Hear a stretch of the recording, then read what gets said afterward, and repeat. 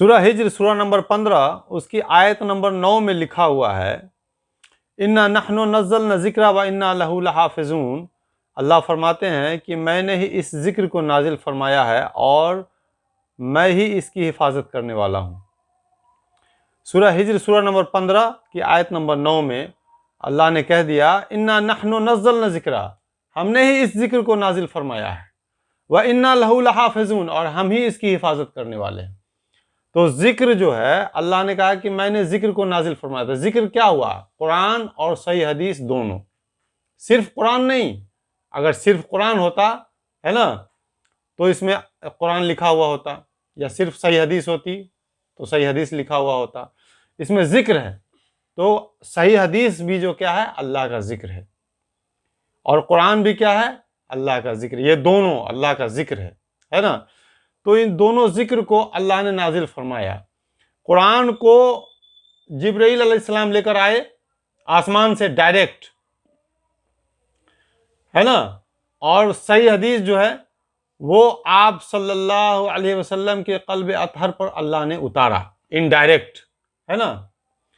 तो कुरान और सही हदीस दोनों क्या है, अल्लाह की वही है। आप सल्लल्लाहु अलैहि वसल्लम से की जुबान से जो कुछ भी निकला वो क्या था, अल्लाह की इजाजत के बगैर नहीं निकलता था। एक हदीस का मफहूम है कि एक सहाबी आप सल्लल्लाहु अलैहि वसल्लम की जुबान से कुछ भी निकलता था तो उसको लिख लेते थे।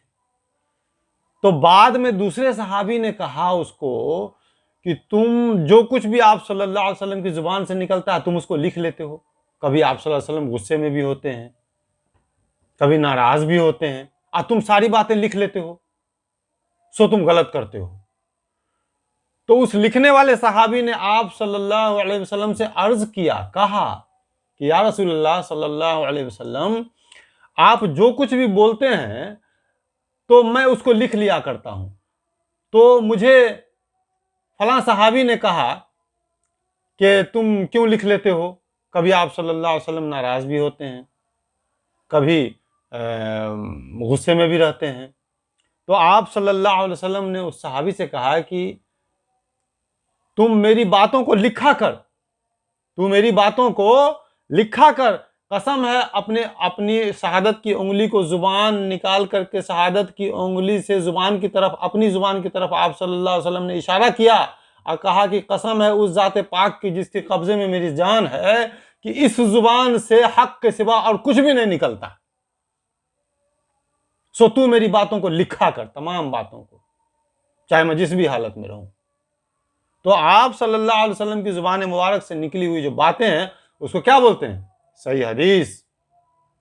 सही हदीस, है ना, जिसको अल्लाह ने जमा करवाया, साहबा इकराम के बाल बच्चों उसे अल्लाह ने काम लिया। आप सल्लल्लाहु अलैहि वसल्लम जो बोलते थे या जो करते थे और जिस बात पर चुप रहते थे, जिस काम पर चुप रहते थे, वो तमाम की तमाम चीजें सही हदीस में है ना।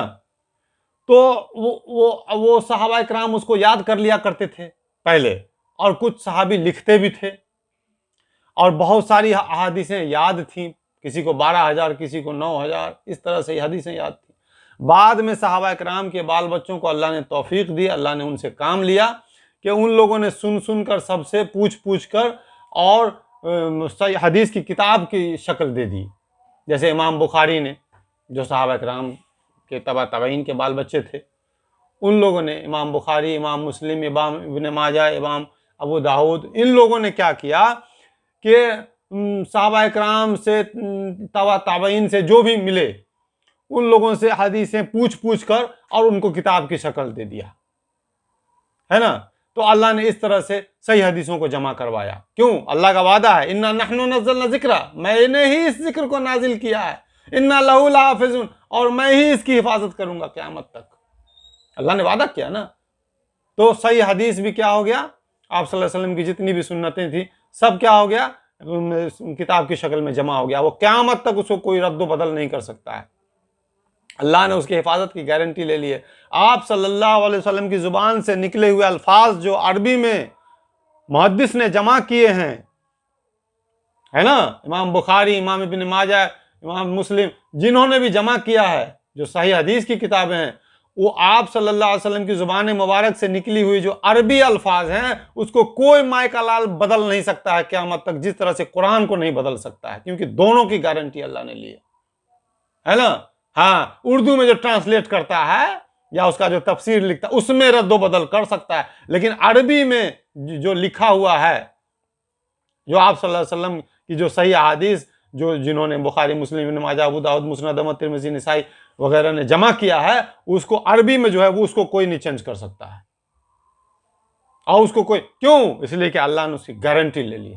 हाँ, ट्रांसलेट में और तफसीर में अगर बदली करेगा, आप डिक्शनरी से मिला लीजिए, दूसरे से मुवाजना करके आप चोर को तो पकड़ लीजिएगा, बशर्ते कि आपका दिल साफ हो।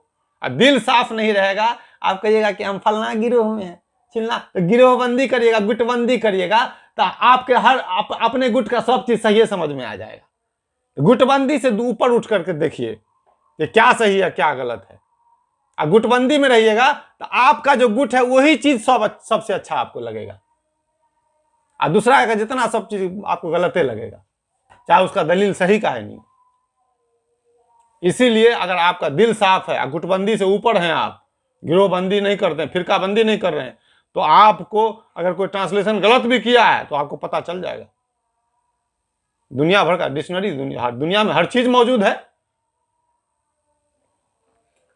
तो अल्लाह ने कहा इन्ना नहनु नज़्ज़लना ज़िक्रा व इन्ना लहू लहाफ़िज़ून, मैंने ही इस जिक्र को नाजिल फरमाया है और मैं ही क़यामत तक इसकी हिफाजत करने वाला हूं। किसने गारंटी ली है? अल्लाह ने गारंटी ली है ना। इसलिए न कुरान को कोई बदल सकता है और न सही हदीस को कोई बदल सकता है।